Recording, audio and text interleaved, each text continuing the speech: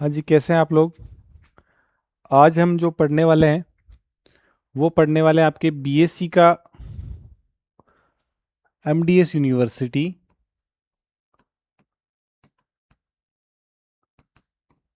अजमेर का जो सिलेबस है उसके अकॉर्डिंग बीएससी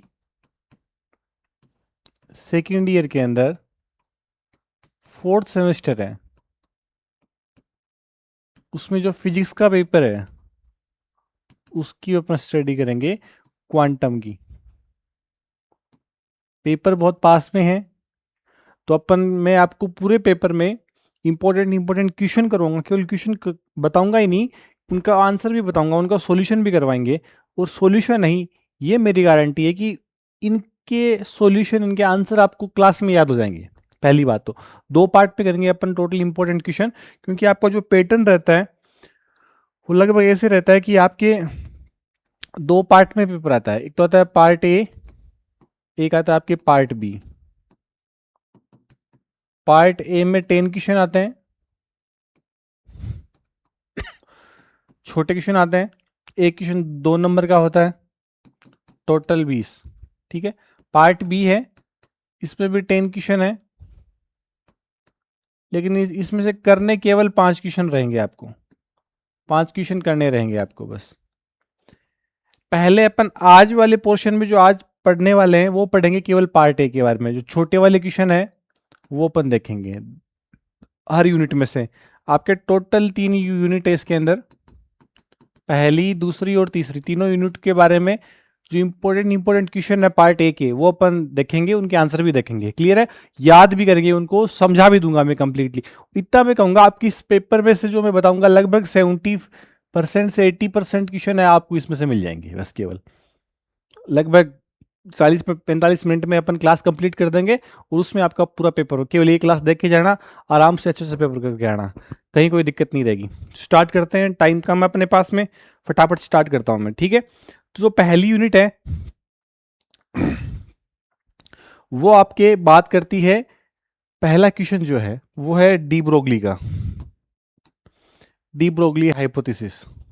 देखो, डी ब्रोगली हाइपोथेसिस क्या होती है। डी ब्रोगली हाइपोथेसिस ये कहती है कि कोई भी पार्टिकल है, उस पार्टिकल से कनेक्टेड एक वेव होती है, उस वेव की जो लेमड़ा है वो लेमड़ा होती है H/P। बस इतना ही है, इतनी कहानी है कि कोई भी पार्टिकल है कि होता क्या कि जैसे क्लासिकल मैकेनिक्स है उसके अंदर, तो अपन जब बात करते हैं तो क्लासिकल मैकेनिक्स से बड़ा बड़ा ऑब्जेक्ट है, बॉल है, गेंद है, फुटबॉल है, कोई भी ट्रक है, कोई भी ऑब्जेक्ट है, उनकी साइज बहुत बड़ी होती है। लेकिन जैसे ही हम इलेक्ट्रॉन की साइज में आते हैं तो हम क्वांटम मैकेनिक्स की दुनिया में एंटर करते हैं, तो वहां अपने को पता लगता है कि जनाब कोई भी जो छोटे छोटे पार्टिकल है, उन पार्टिकल जब वो मोशन करते हैं तो उन इलेक्ट्रॉन से रिलेट करती हुई एक वेव होती है, और वो वेव की जो वेवलेंथ है, लेमड़ा है, वो H/P होती है। तो लेमड़ा बराबर H/P को mv भी लिख सकते हो आप, mv।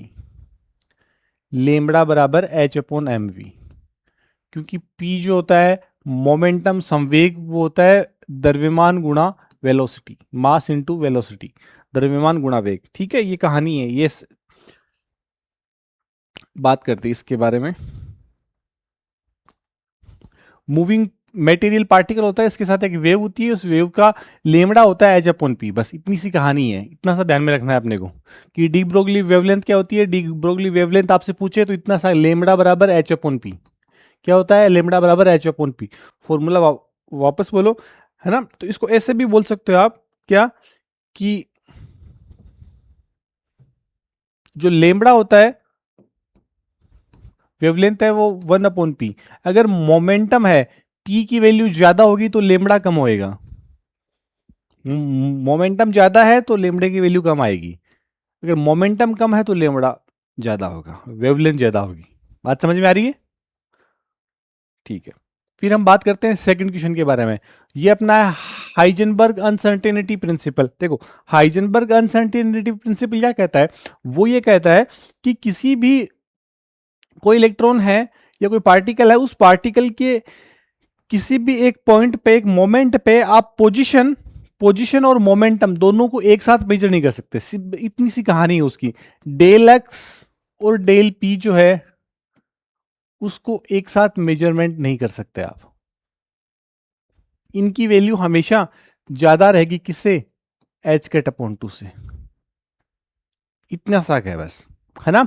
अगर आपने पोजीशन को मेजर कर लिया एकदम आपके हाथ में मुट्ठी में, तो मोमेंटम है वो आपके हाथ में नहीं रहेगा। अगर मोमेंटम को आपने एकदम मुट्ठी में कर लिया तो पोजीशन छूट जाएगी आपके हाथ से। दोनों को एक साथ मेजर करना पॉसिबल नहीं है। अगर आपकी पोजीशन उसकी पता लग गई ना, किसी भी कोई भी पार्टिकल है मूव कर रहा है तो आपको कि ये यहां पर है, तो उस टाइम जब आपको डेल एक्स पता होगी तो डेल पी नहीं पता होगा। जब आपको डेल पी पता होगा तो आपको डेल एक्स के बारे में कुछ आइडिया नहीं होगा।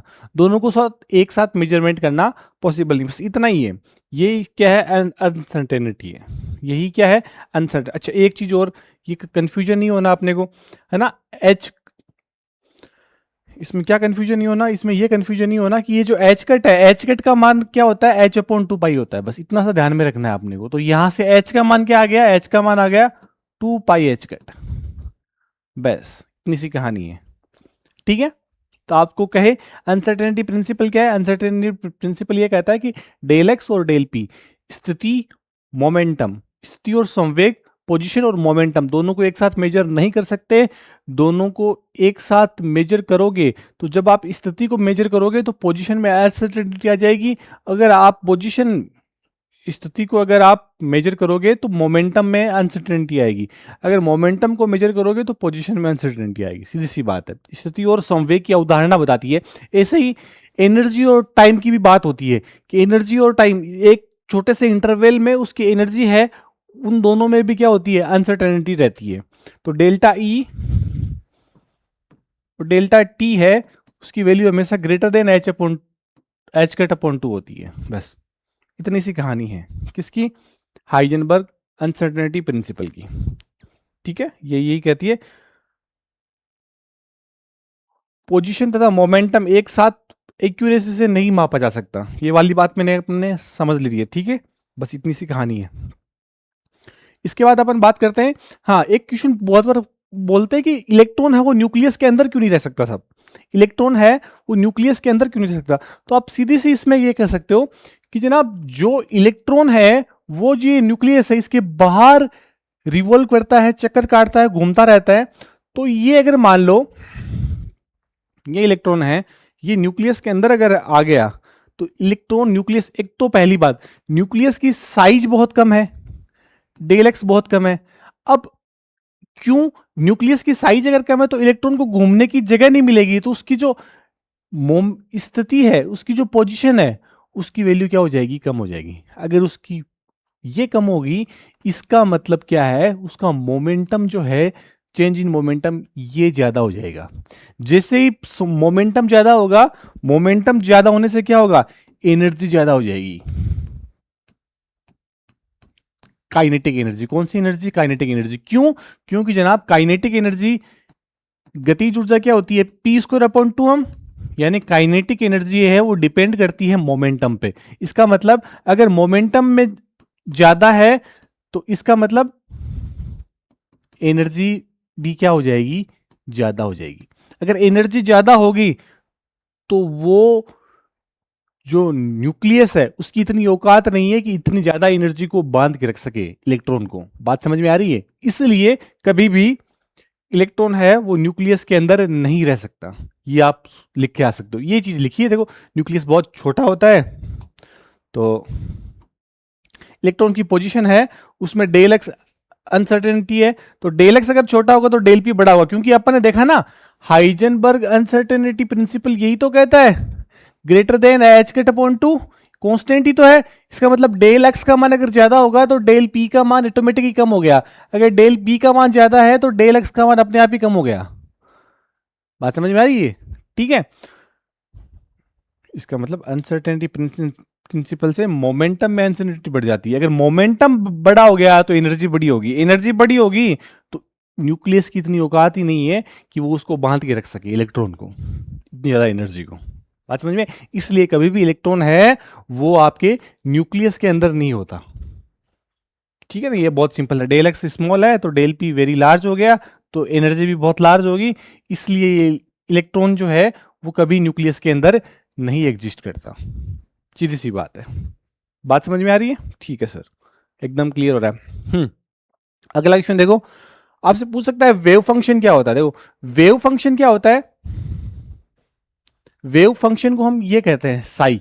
ठीक है, इस साई का अपने आप में कोई फिजिकल मीनिंग नहीं है, लेकिन जब भी आप इसका स्क्वायर करते हो ना, अब ये बताता है प्रोबेबिलिटी को। किसको बताएगा? प्रोबेबिलिटी, प्रायिकता, प्रोबेबिलिटी डेंसिटी। ठीक है, ये बताएगा कि इलेक्ट्रॉन जो है वो कहां पर ज्यादा है, कहां पर कम है। इलेक्ट्रॉन की पाई जाने की प्रोबेबिलिटी कहां ज्यादा है, कहां कम है, बस ये काम है किसका? वेव फंक्शन का। ठीक है ना, ये वेव तो अपने आप में वेव फंक्शन है, साई है, ये कुछ नहीं बताता, लेकिन जब आप इसका स्कोर करोगे ना, इतने में कमाल हो जाएगा जनाब।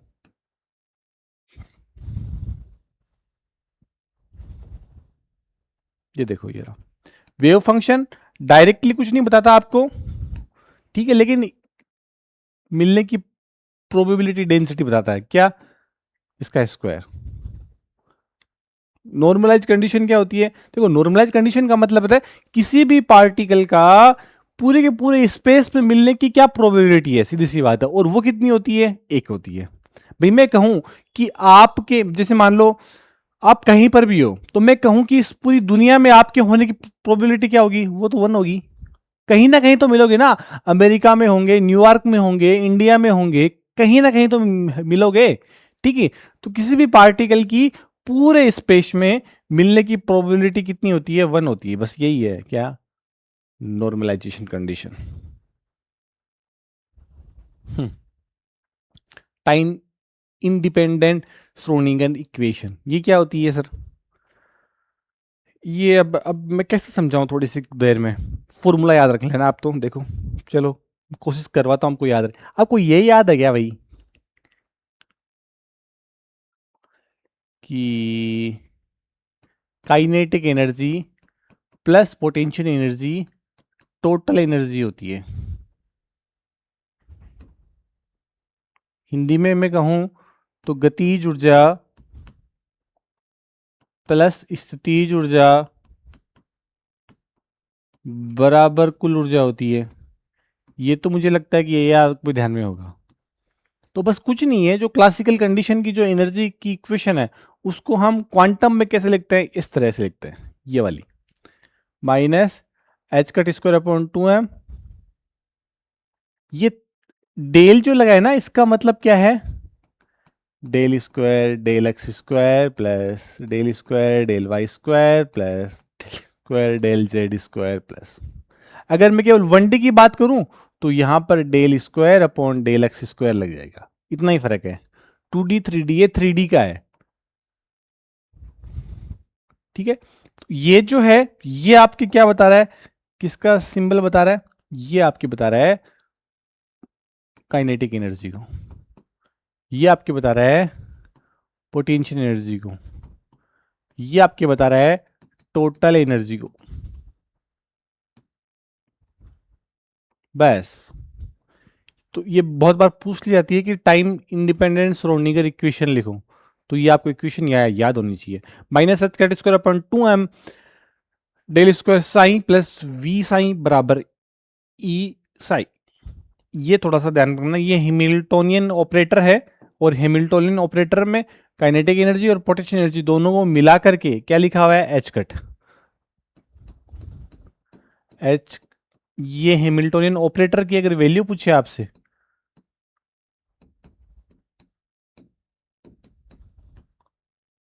ठीक है,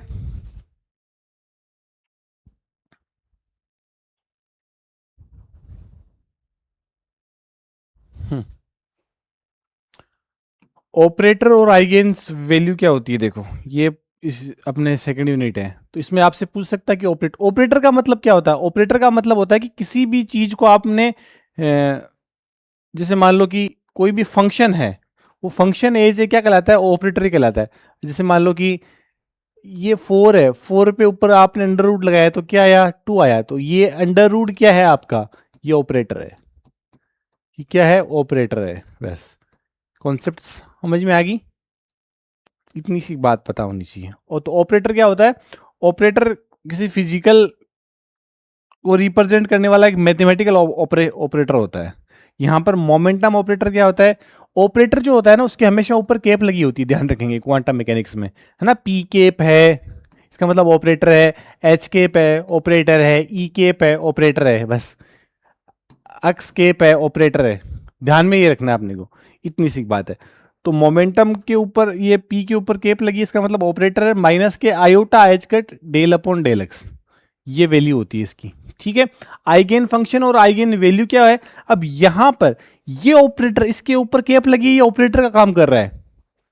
ये तो क्या है, देखो ध्यान से देखना आप, ये तो आपके है ऑपरेटर, ये आपके क्या है, ऑपरेटर। चलो थोड़ा सा नया पेज में बताता हूं आपको अच्छे से। ए केप साइन बराबर ए साइन, ये इक्वेशन है। इस इक्वेशन में अपन ध्यान ये रखेंगे कि ये जो है ये तो ऑपरेटर है, ये क्या है, ये ऑपरेटर है, ये फंक्शन है एक तरीके से, ये अपना आइगेन फंक्शन है, ये अपना क्या है, आइगेन फंक्शन। और ये जो आया है ये आइगेन वैल्यू है, ये क्या है, आइगेन वैल्यू, ठीक है। अगर कोई भी आइगेन फंक्शन है, उस आइगेन फंक्शन के ऊपर कोई भी ऑपरेटर आपने लगाया, कोई भी ऑपरेटर आपने लगाया, कोई सा भी ऑपरेटर, ठीक है, वो ऑपरेटर आपने लगाया और वापस वो ऑपरेटर लगाने के बाद में आपको वापस वही फंक्शन मिल गया और साथ में एक चीज मिल गई, तो वो जो चीज मिली है उसको तो आइगेन वैल्यू बोलेंगे, और वापस वो ऑपरेटर मिला है तो ये तो वापस जो आइगेन फंक्शन मिला है ये तो आइगेन फंक्शन कहलाएगा। जैसे मान लो मैं फॉर एग्जांपल आपको इसको अच्छे से एक तरीके से एग्जांपल से क्लियर कर दूं। जैसे मान लो कोई फंक्शन है e की पावर 2x, क्या है, e की पावर 2x है, ठीक है। अब ये तो क्या मैं मान लूं कि ये आपका आइगेन फंक्शन है, ये क्या है, आइगेन फंक्शन, आइगेन फंक्शन। अब इसमें मान लो मैंने ऑपरेटर लगा दिया, कौन सा, इसका डिफरेंशिएट कर दिया अक्स के रेस्पेक्ट में, अवकलन कर दिया एक बार, तो अवकलन करने पर क्या है आपके बताओ। अब ये यहां पर जो लगा है देखो, गौर से देखना, ये डेल अपॉन डेल एक्स, ये ए केप लगा है, ये वैसा ही काम कर रहा है किसके, ए केप का जैसा। इसका मतलब ये क्या है, ये ऑपरेटर है, ये क्या है, ये ऑपरेटर है। और आप गौर से देखोगे ना तो इसका डिफरेंस करके बताओ वो क्या आया। तो ई की पावर एक्स का हमेशा क्या होता है, ई की पावर एक्स है तो ई की पावर 2x है तो ई की पावर 2x रहेगा, 2x का कर दो तो 2 आ जाएगा आगे, ठीक है। अब ये जो आगे आया है ना अपन ने बात की है, ये वाली ये वाली ए जो आया है, ये क्या है, ये आइगेन वैल्यू है, ये क्या है, ये आइगेन वैल्यू है। देखो फंक्शन देखना आप, आइगेन फंक्शन चेंज नहीं हुआ है, ये जो कोई सा ही ऑपरेटर लगाओ, अगर जो फंक्शन आपने लिया है वही फंक्शन आपको वापस मिल रहा है। बात समझ में आ रही है, तो ये तो आइगेन फंक्शन होगा, ये ऑपरेटर होगा और ये आपकी आइगेन वैल्यू होगी। बात समझ में आ रही है, बस यही चीज है आपको लिख आनी कॉपी के अंदर। चाहिए एग्जांपल ये लिख देना, समझ आएगा वो, ये इक्वेशन याद रखनी है बस, ये इक्वेशन याद करने के लिए इतना सा झंझट किया अपन ने, ठीक है, ये हो गया। हम्म, अरे यार ठीक है, हाँ कुछ रहा तो नहीं, ये थोड़ा सा रहा है, और तो नहीं रहा, इसके पीछे वाला ये हो गया, ठीक है ठीक है ठीक है ठीक है। हर्मिटियन ऑपरेटर क्या होता है, ये तो बता दिया था मैंने। हर्मिटियन ऑपरेटर क्या होता है, ये अपन ने बात की थी ना अभी अभी, जब भी अपन ने कहा था कि जो टाइम इंडिपेंडेंट इक्वेशन है उसके अंदर जो अपन ने kinetic energy plus potential energy लिया था बराबर टोटल एनर्जी लिया था, उसके अंदर काइनेटिक एनर्जी और पोटेंशियल एनर्जी में अपन ने h cut square upon 2m minus h cut square upon 2m plus v,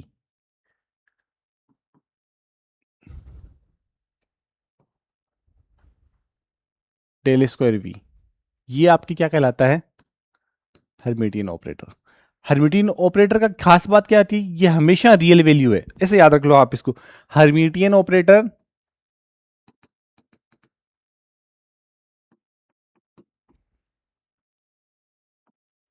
H से हर्मिटियन, और ये हमेशा हमेशा क्या देगा, रियल वैल्यू देगा, क्या देगा, हमेशा real value. Real eigen value देगा। बस इतनी सी बात ध्यान रखनी इसके बारे में। डीजनरेसी क्या होती है? देखो डीजनरेसी का मतलब क्या होता है, मैं सिंपल सा वर्ड में बताऊं। मान लो को दो या तीन या चार आइगेन कितने भी फंक्शन है, psi one Sai to Sai three, अगर इनकी अलग अलग स्टेट है, कि स्टेट तो क्या है अलग अलग है, लेकिन उस इलेक्ट्रॉन उनकी एनर्जी सेम है, ई क्या है सेम है, ई सेम है, तो ये तीनों के तीनों आइगेन फंक्शन है, इनकी स्टेट अलग अलग है, डिफरेंट डिफरेंट स्टेट है, लेकिन एनर्जी सेम है, तो ये कंडीशन क्या किसकी कहलाती है? डीजनरेसी की। किसकी कंडीशन कहलाती है? डीजनरेसी। बस इतना सा ध्यान में रखना है। ये लिखा है जब अलग अलग आइगेन फंक्शन के लिए एक ही एनर्जी वैल्यू प्राप्त हो आपको, साई वन साई टू और साई थ्री तीनों के लिए अलग अलग स्टेट है, उनके लिए सेम एनर्जी लेवल हो, तो वो क्या कहलाती है? आपके डीजनरेसी लेवल कहलाते हैं। ठीक है, बात कर लिया अपन ने। ठीक है सर। ऑर्थोगोनैलिटी क्या होती है? कम्यूटेशन क्या होता है? देखो ऑर्थोगोनैलिटी का मतलब क्या होता है, और मैं सिंपल से वर्ड में बताता हूं। ऑर्थोगोनैलिटी का मतलब होता है कि कोई भी जैसे पार्टिकल है, ठीक है, कोई पार्टिकल है, कोई इलेक्ट्रॉन है, कोई पार्टिकल है, वो अगर इस स्टेट में है, एन बराबर मान लो 1 है, ये एन बराबर 2 है, ठीक है, अगर इस स्टेट में ये इलेक्ट्रॉन है, तो मुझे बताओ इस स्टेट में इलेक्ट्रॉन के पाए जाने की प्रोबेबिलिटी क्या होगी? जीरो ही होगी। क्या होगी? जीरो होगी। ऑर्थोगोनैलिटी का मतलब होता है वैसे 90 डिग्री एंगल पे बात करते हैं। ये मान लो एक्स एक्सिस है, ये वाई एक्सिस है, अगर आप एक्स एक्स पे चल रहे हो आगे, तो आपके वाई एक्स पर पाए जाने की प्रोबेबिलिटी क्या होगी सर? आप जीरो होगी। आप क्या होगी? जीरो होगी। बस यही कहती है क्या? ऑर्थोगोनैलिटी। इसकी इक्वेशन होती है डेल साई अपॉन डेल, है ना। अगर 3D में है तो डेल टू बराबर जीरो, या एम और एन क्या नहीं होनी चाहिए? इक्वल। एम और एन इक्वल हो गए, वहां पर प्रोबेबिलिटी कितनी हो जाएगी? 1, और वो किसी कंडीशन हो जाएगी? नॉर्मलिटी कंडीशन हो जाएगी। कम्यूटेशन क्या होता है? देखो कम्यूटेशन का मतलब क्या होता है कि कोई ऑपरेटर ये लगा दिया, ऐसे बॉक्स लगा दिया, यहां पर अपने को ध्यान रखना है कि जो पोजीशन और मोमेंटम का जो है कम्यूट करते हैं, डेल एक्स और डेल पी एक्स, ये इक्वल नहीं है मोमेंट और मोमेंटम और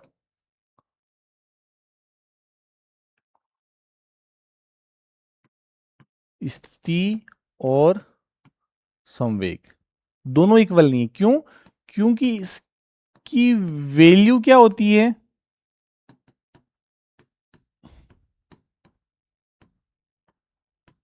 ये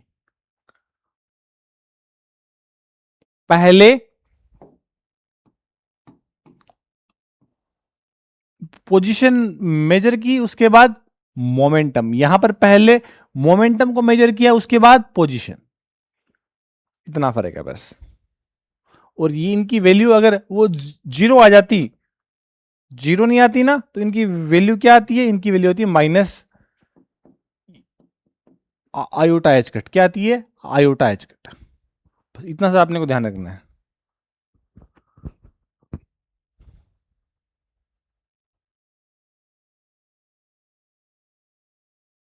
इनकी वैल्यू क्यों आई?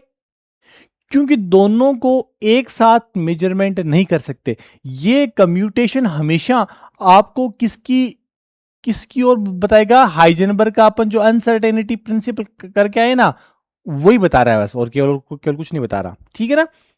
जैसे मान लो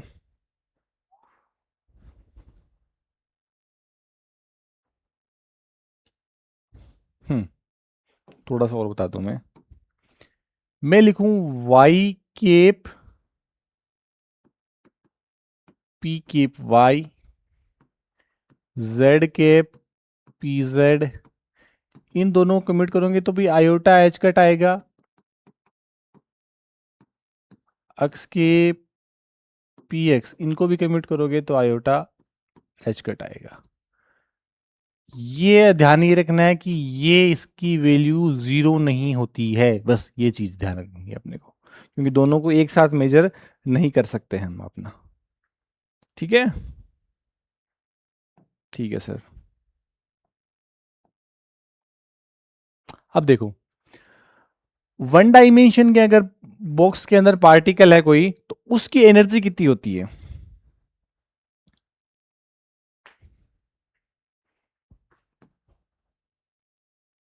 ये ऊपर इनफाइनाइट तक जा रहा है, ये इनफाइनाइट तक जा रहा है। अगर इसके अंदर एक कोई पार्टिकल बैठा है, कोई इलेक्ट्रॉन बैठा है, तो इसकी अगर एनर्जी की हम बात करें, इसकी एनर्जी बताओ, बहुत फेमस फॉर्मूला है, क्या आएगा बताओ?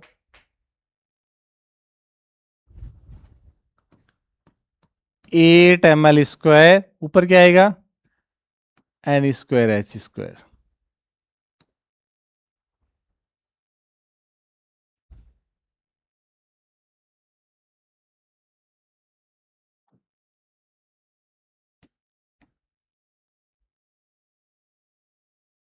अच्छा, इसको एच कैट में अपन बदलें तो आपको इतना ध्यान रखना है कि ई एन बराबर हो जाएगा आपके n²π² h² अपॉन 2ml²। ध्यान रख ये रखना है, क्योंकि h बराबर क्या होता है? 2π(h²), है ना। ये वैल्यू पुट करो यहां पर और वो फॉर्मूला जाएगा। तो कभी कभी आपको ये फॉर्मूला ये भी लिखे आओगे तो भी सही है, ये फॉर्मूला लिखे आओगे तो भी सही है। अपने को फॉर्मूला पता होना चाहिए कि एनर्जी आएगी इन वैल्यू में।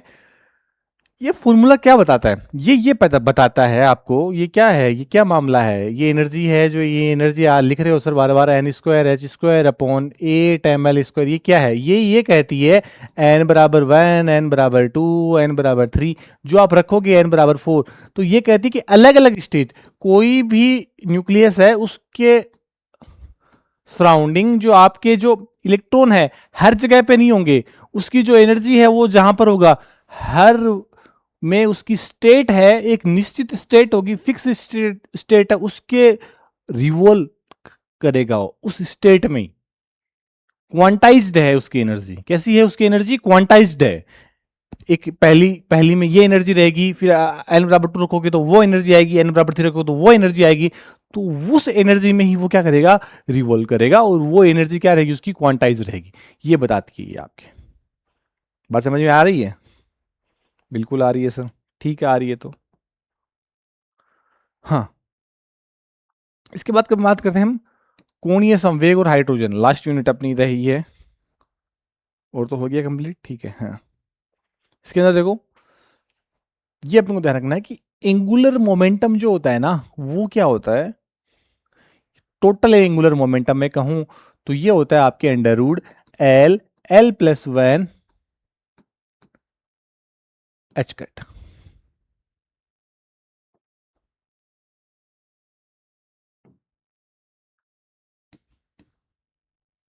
बात समझ में आई? ये फॉर्मूला याद रखना है। मैंने तो ऐसे याद रखा है कि जो लालू है और जो लालू का भाई है, दोनों को जेल में बंद कर रखा है, और बाहर ये h² पैरा दे रहा है। बस हो गया याद। 12th में याद किया था, आज तक याद है। क्या वापस बोल रहा हूं मैं कि एंगुलर मोमेंटम कितना होता है? ऑर्बिटल एंगुलर मोमेंटम, ये जो लालू है और ये जो लालू का भाई है, दोनों को जेल में बंद कर रखा है और बाहर h² पहरा दे रहा है। हो गया। अच्छा, ये एल क्या है भाई? एजीम्यूथल नंबर है। क्वांटम में पढ़ रखा होगा ना आपने, है ना। ये क्या होता है देखो, एस के लिए बात कर रखी है अपन ने। एस के लिए क्या होती है? जो आपके कक्षक होते हैं एस पी डी एफ, तो एस के लिए एल की वैल्यू 0 होती है, पी के लिए एल की वैल्यू 1 होती है, डी के लिए एल की वैल्यू 2 होती है, एफ के लिए जो एल की वैल्यू है वो 3 होती है। इतना सा अपने को ध्यान में रखना है, ठीक है। अच्छा, एल जेड क्या होता है? ये भी आगे आएगा, देखना क्वेश्चन में। एल जेड क्या है?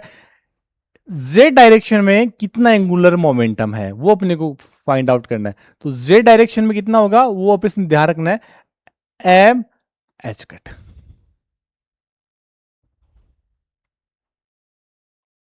कितना होगा एम एच कट, कितना होगा एम एच कट। यहां पर आपको कहे कि एम क्या है, magnetic quantum, magnetic quantum number. इसकी वैल्यू कहां से कहां तक होती है, -L2 +L होती है। कहां से कहां तक होती है मैग्नेटिक क्वांटम नंबर की वैल्यू, -L से +L। जैसे मान लो मैं P के लिए मुझे बताओ, P के लिए L कितना होता है, P के लिए L, S के लिए 0, तो P के लिए क्या होता है 1 होता है, 1।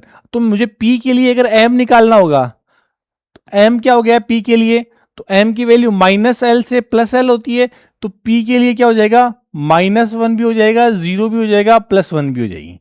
ये वैल्यू आएगी क्या, मैग्नेटिक क्वांटम नंबर, किसके लिए, P ऑर्बिटल के लिए।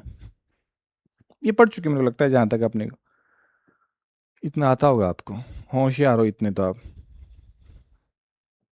ठीक है ना। टोटल वैल्यूज कितनी होती है, -L टू +L होती है, तो टोटल वैल्यू कितनी होगी 2L + 1।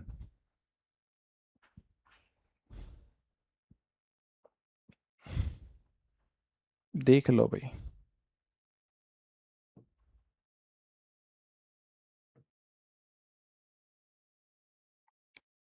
कैसे आई 2L + 1 की टोटल वैल्यू कितनी है 2L + 1, L की वैल्यू कितनी थी 1, तो 2 × 1 + 1 कितनी, टोटल 3। ये देखो गौर से, ध्यान से देखना भाई, ये 1, ये 2, ये 3, कितनी टोटल है, M 3। यही तो लिखा है यहाँ पर 2L + 1। तो टोटल वैल्यूज किसकी, M की। M की वैल्यू होती कहां से कहां तक पूछे आप, तो -L से +L, लेकिन टोटल वैल्यूज कितनी है, तो 2L + 1। ठीक है। स्पेस क्वांटाइजेशन, स्पेस क्वांटाइजेशन क्या होता है, स्पेस क्वांटाइजेशन का मतलब होता है कि आपका z एक डायरेक्शन में बात कर रहे हो आप, ठीक है, तो LZ, ये अपन बात कर ली, LZ बराबर क्या होता है m h cut. Space quantization का मतलब आप ये होता है कि किसी एक फिक्स एंगल की में बात कर रहे हो, कोस थीटा जो होता है वो होता है आपका LZ/L, ध्यान में है ये, इसी को हम क्या कहते हैं, स्पेस क्वांटाइजेशन। एल, इसको फॉर्मूले में अगर मैं और लिखना चाहूं तो क्या लिख सकता हूं, m(h_L L+1 h_, h_ से h_ काट दो, पीछे क्या बता, तो स्पेस क्वांटाइजेशन क्या हो गया, कोस थीटा बराबर m/L और L+1। ये स्पेरिकल हार्मोनिक्स क्या होता है, स्पेरिकल हार्मोनिक्स का मतलब ये होता है कि ये स्पेशली सबसे पहले हाइड्रोजन एटम के लिए अपन यूज किया जाता था। हाइड्रोजन एटम में क्या होता है, एक इलेक्ट्रॉन होता है, तो उस इलेक्ट्रॉन वो कहाँ कहाँ है, उस न्यूक्लियस के अराउंड कहाँ कहाँ वो मिल रहा है अपने को, उसके पाने जाने की प्रोबेबिलिटी कहाँ कहाँ है, वहां से ये फॉर्मूला आया है। कौन सा फॉर्मूला, YLM, थीटा और फाई। किसी भी एटम के रिवोल्व इलेक्ट्रॉन कहां कहां पाए जा सकते हैं, तो इसके लिए 3 कोऑर्डिनेट चाहिए होते हैं क्वांटम, एक तो चाहिए होता है आर, एक चाहिए होता है थीटा, एक चाहिए होता है फाई। बस वही चीज है यहां पर, YLM theta phi, YLM theta phi से कहे, बस इतना सा याद रखना है आपको कि स्पेरिकल हार्मोनिक्स क्या होती है, YLM थीटा फाई, इतना सा याद रखना है, ठीक है।